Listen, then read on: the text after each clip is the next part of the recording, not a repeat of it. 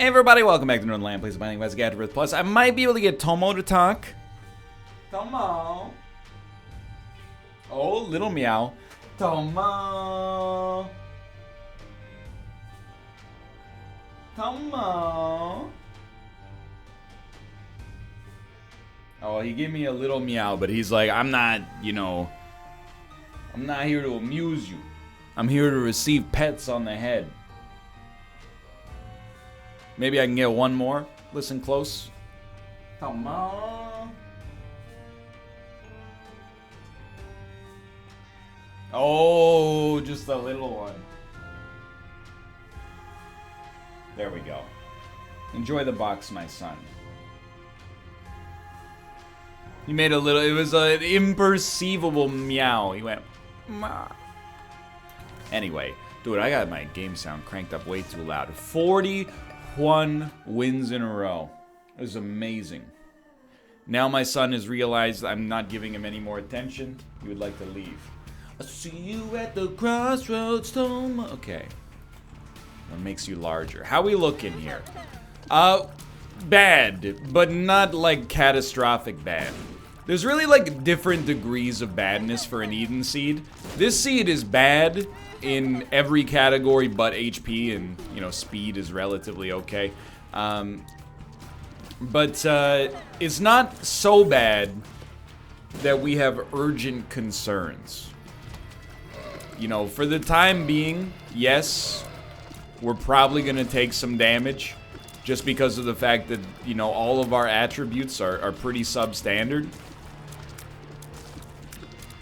But if we can make it, you never know, right? Like, item room could pick you up early. First boss room can pick you up. Second boss room, second item room. The big linchpin, the cosmic way station of any Isaac run, tends to be that first deal with the devil. It's going to be tough to guarantee the first deal with the devil. But I would say that as far as, like, bad runs go, this is bad but not destructive. This run plus 1 HP... which, we're just one bad, dice roll away from getting, I guess. But this run with 1 HP, very dangerous. This run with 3 HP, concerning. But not necessarily, like, an enormous problem early on here. Alright, so we got some bombs. The bombs, actually, they might be more useful than you could ever possibly imagine. It would not surprise me if we end up using them on rooms or... on bosses. I'm actually... you're in a weird spot when you start saying stuff like this. Stuff you regret. Like, for example, thank God we have Dead Bird. At least it's a reliable source of damage when we've been hit ourselves. Dead Bird very, very rarely plays just about any role on any given run. You also know you're in a little bit of trouble when I'm shooting poop willingly. Normally, it's like if I have 4 cents, I'll start shooting some poops. Right now, I'm like, you know what? I'll take what I can get. So I took what I could get. He looked at me with the big brown eye. Because of the poop thing. Said he ain't seen nothing yet. Boom, boom, boom. You guys know that? Is that a song that made it to the US? Or worldwide, for that matter? You'll know it. Because he goes... baby, you just ain't seen nothing yet. Here's something that you're never gonna forget. You might not. I never know. There's the Guess Who, Bachman Turner Overdrive, a lot of bands in that kind of the similar space. I never remember which ones are Canadian, unless they're named after a Canadian city like Chilliwack. Anyway. It's more of like, if you grew up listening to Canadian rock radio, boy, is this a bit for you.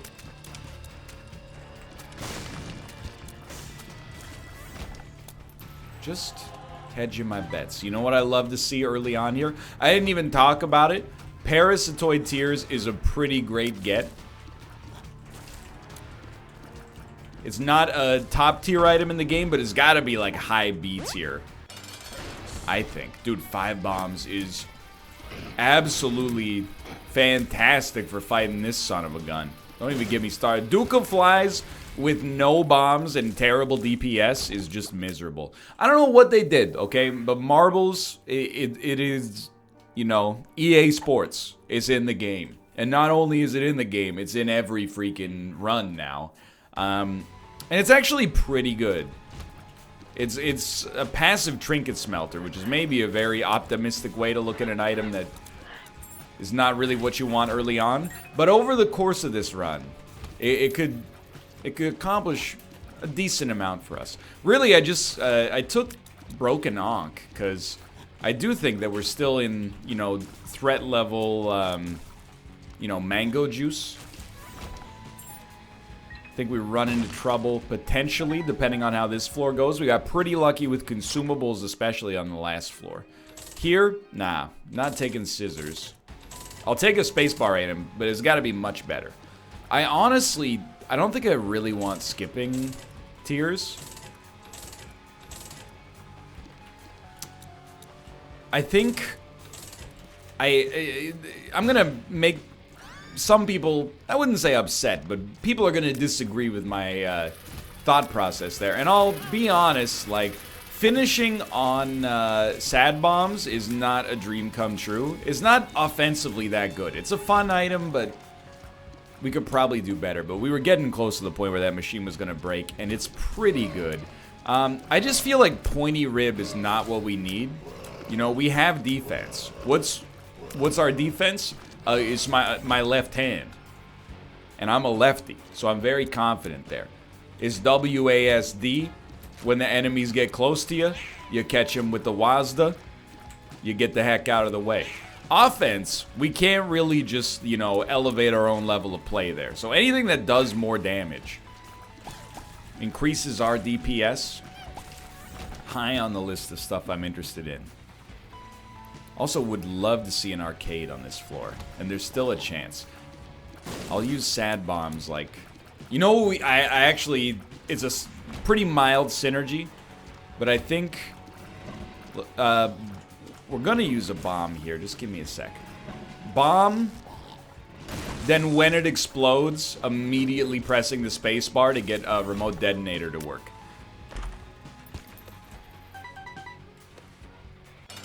It doesn't seem like a huge impact. It doesn't seem like it's much impact at all.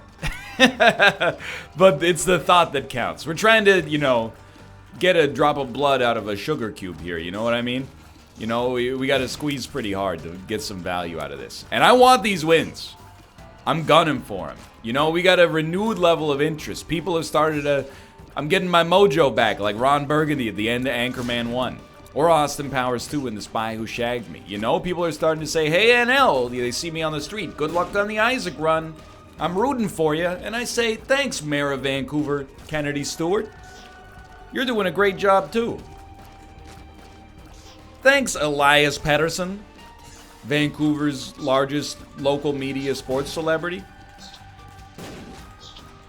I don't know, would he? Yeah, probably.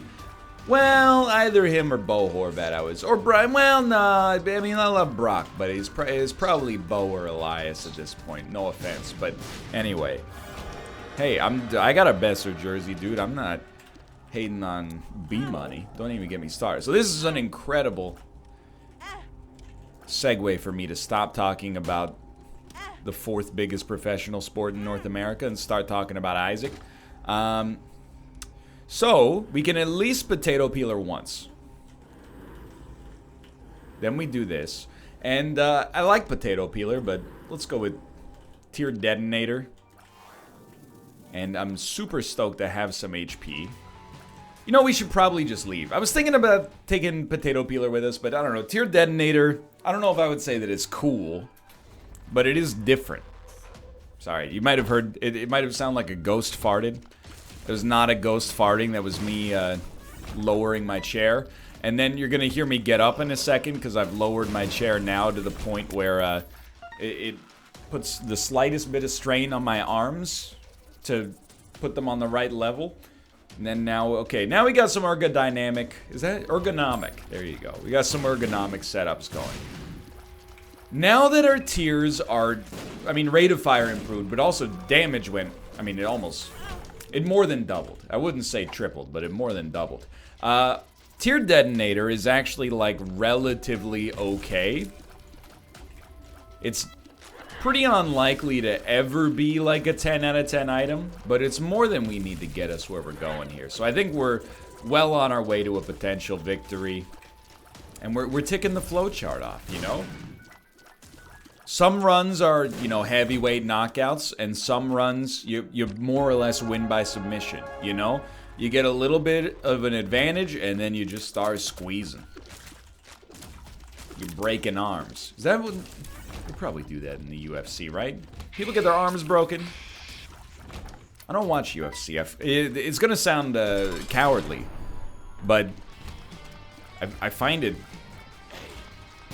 too violent. And I do watch a sport where that's not meant as a judgment, by the way. Like, if you participate in UFC, that's amazing. I would never, but more power to you. But I've told this story a few times where I, like, accidentally... Well, actually, like, I watched a bunch of the early UFCs with my grandpa. Like, literally UFC 1, UFC 2, UFC 6, like, stuff of that era. And it was messed up back then. Like, that was when the UFC was, like, decided by Twitch chat. It was like, what if we had the world's fattest wrestler fight the world's tallest man? With no rules, you know? It was unsafe. But then, you know, I didn't watch it for like 10 years. But when you're a kid, you're like, that's cool.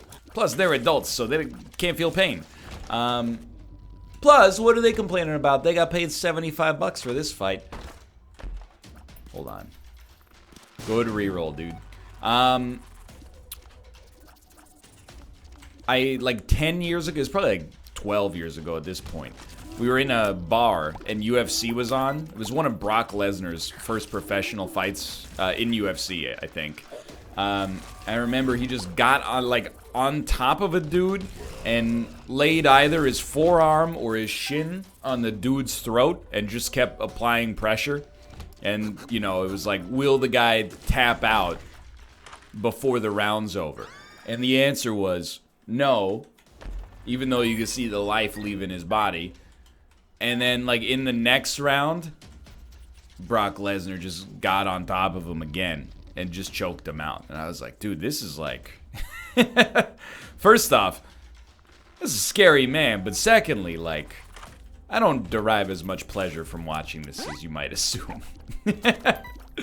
Anyway. Dude, I definitely... First off, love the shop. Love what you've done with the place. Secondly... I definitely do want, thank you, to get Black Candle. And what is this again? To a spell? Just pop it. It's one key, but I'll pop it. Alright. So we didn't really get much stronger on this floor. We got a little bit of spider generation, and, you know, everything's going pretty much according to plan here. Just hydrate as we head down to the next floor. This is good stuff.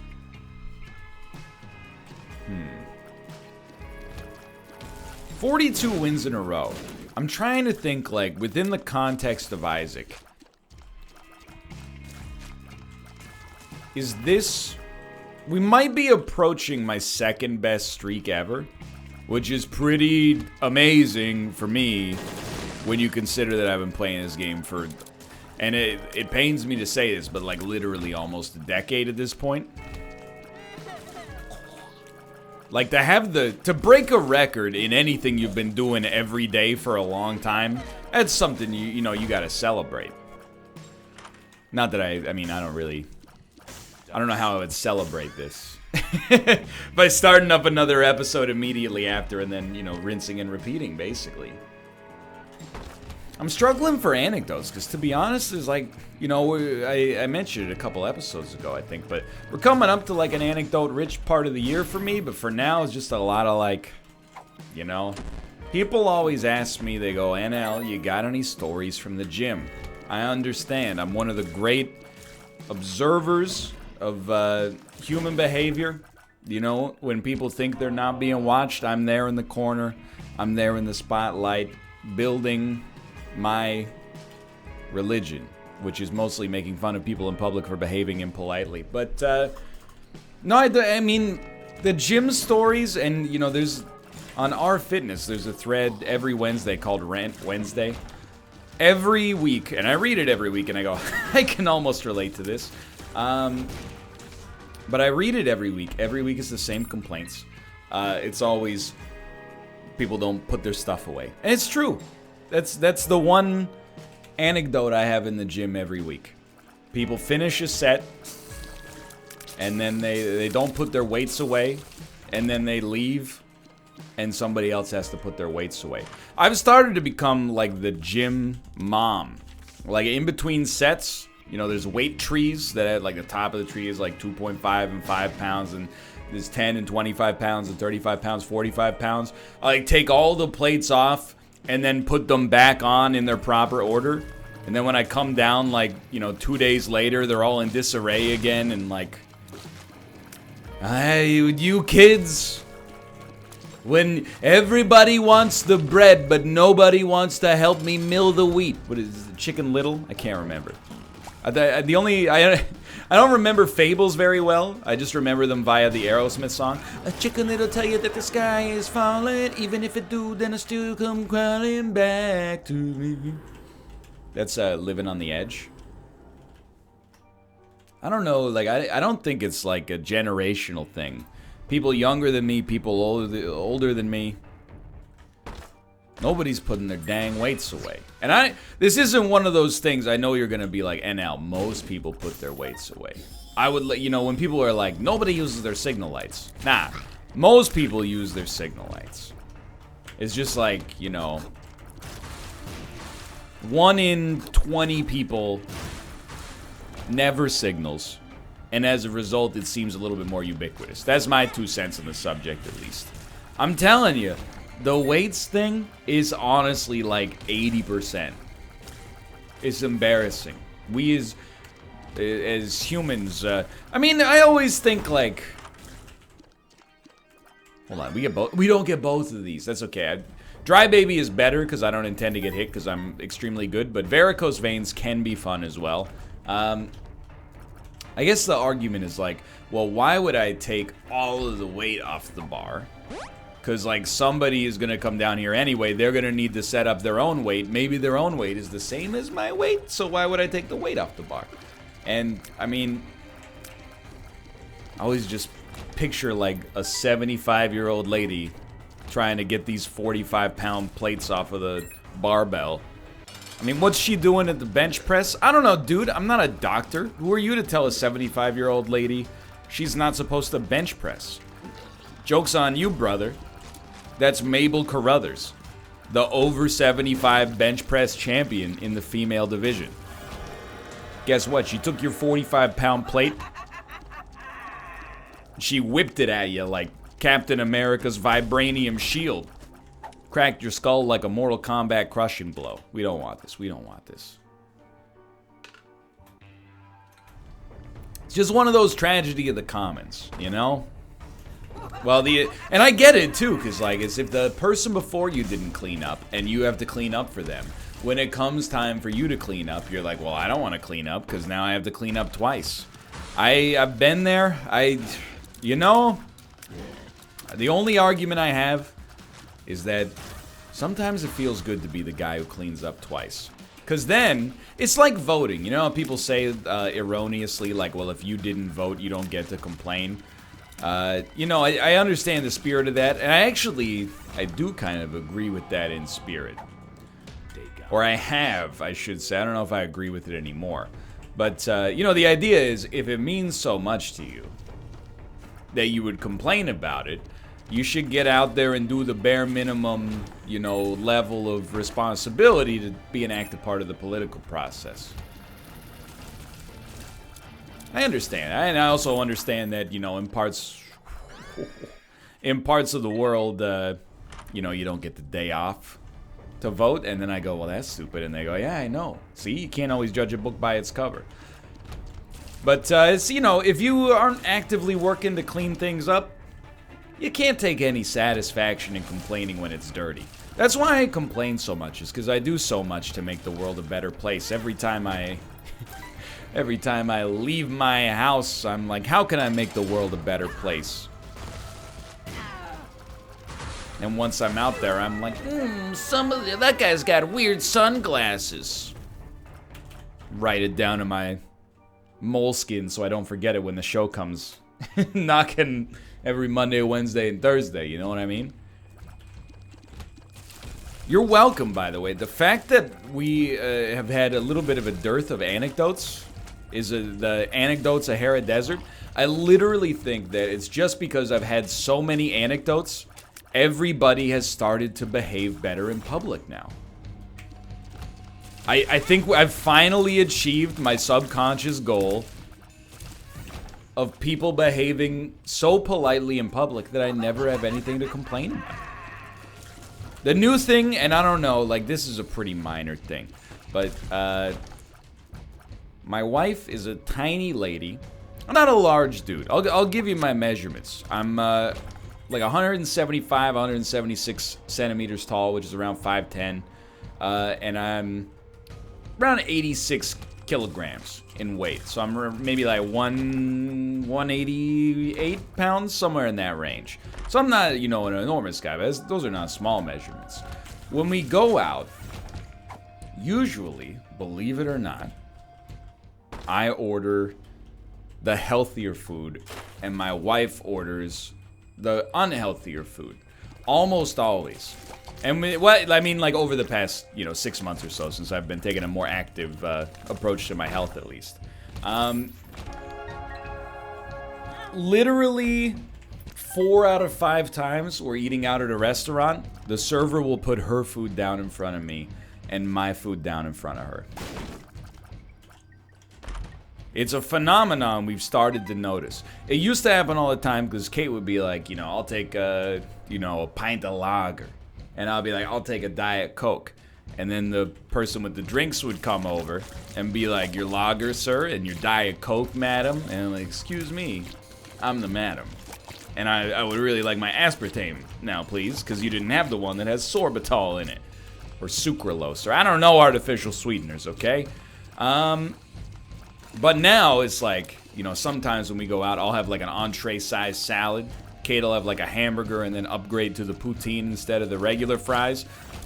My skills at picking up my plate and passing it and then taking the plate that she got are getting real good. It's like a game at this point. I get it, by the way. But simultaneously, it's just because my wife is like half my size doesn't mean she can't put down a beer and a hamburger. Hey, don't you hit me. Dude, that worked out. Hold on. We could re-roll this run. On the one hand, I don't want to, because our existing run is really good. On the other hand, I don't want to, because if I die, I come back as Judas's shadow with even more damage. Thirdly, on the third hand, I don't really want to because, we're protecting like a long streak here. And if anything, we're arguing from a moral high ground position because of the fact that we, started very much bereft of HP, or bereft of damage, I should say, and made sacrifices to get there. And then on like the fourth hand, that's right, we're Goro from Mortal Kombat now. I don't want to because this is my run and we're gonna win. That's my 2 cents on the subject. And now that's a pretty subpar anecdote. The whole they always give you the wrong food one. Look, I'm trying, okay? It's the danger of being so influential is that, you start to change the world around you. And yet still bereft of a Nobel Prize. How dare you? How dare you? At the NLSS today, the NLSS was a good time. It's a Wednesday. I didn't even mention what day of the week it is. But honestly, like, the weeks are going to start to blur together a little bit. Just because I mentioned we're going away soon. So, like, that, usually I'm going to have to take one of the days off. And on a day on, Or take one of the days off, turn it into a day on. And honestly, like, just record, like, 12 Isaac episodes. It's not hard to take a break on YouTube. On Twitch, it sucks. Because, like, there's literally nothing you can do. And so many streamers, I don't think they're doing the wrong thing. But you basically have to make a choice. You're like, okay, am I going to go away and, like, people might forget about the fact that I exist? Or am I going to go on vacation but stream part of my vacation so that I can continue to stay relevant? And I gotta tell you, my personal opinion, if you're streaming your vacation, you're not actually getting the rest and relaxation part. Because it's not just a vacation from, like, playing video games. It's also literally a vacation. Don't take this the wrong way, okay? It's the necessary yin and yang of having an audience. Is taking a vacation from you. From public life, really. Not from you as a human being. But, like, put yourself in my shoes, okay? First off, you probably can't fit in them. I wear a size 12. Look it up, sweetheart. Secondly, if I'm, like, on stream and I'm like, I'm gonna go to the bathroom. There's, like, 10 people in chat who are like, man, he sure goes to the bathroom a lot. I wonder if he has diabetes. No, he probably doesn't have diabetes. He's been watching his diet. Maybe he just has a really small bladder. Or maybe he has prostate cancer. Oh, maybe he says he just drinks too much water. Why is he drinking so much water? He's thirsty? That's probably a sign of diabetes. Meanwhile, this is going on like the whole time that I'm gone. And then when I come back, people are like, hey, you know, first off, our condolences on the 6 diseases you have. And then secondarily, did you wash your hands? You don't have to ask. I'll let you smell them. I washed my hands, okay? So it's a vacation from that. Where every decision you make is a little bit under the microscope, if that makes sense. So I would never, even like when Kate and I have gone away in the past, like, she would take video footage and I would, like, be in it. And even that, sometimes I'm like, it's super minor, but I'm also like, I don't really want to, like, be on camera right now because this is, like, my vacation. You get the idea. I'm a real curmudgeon about it. I feel like I gotta protect my privacy more than that for whatever reason. I got a lot of questions, okay? So, the other thing was that when Kate and I, you know, we'd, like, go to Japan, people would ask us. They'd be like, take vlogs of the stuff you saw in Japan. This is back in, like, 2013 or 2014, right? It's not that Japan was, like, unseen territory before then.